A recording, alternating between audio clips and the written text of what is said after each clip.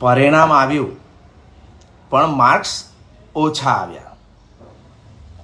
જ્યારે આપણું પરિણામ આપણી અપેક્ષા મુજબ ના આવે ત્યારે આપણું મન તૂટી જાય છે. એ સમયે આપણી પાસે બે રસ્તા હોય છે.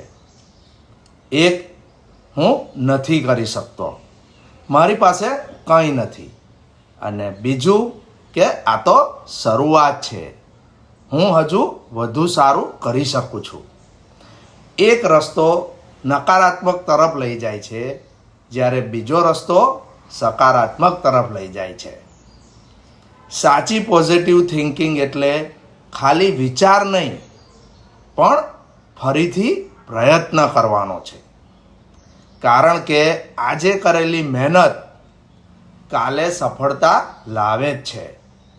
તો વિચાર બદલો તો જીવન બદલાઈ જશે. સમજ્યા ને બાળકો?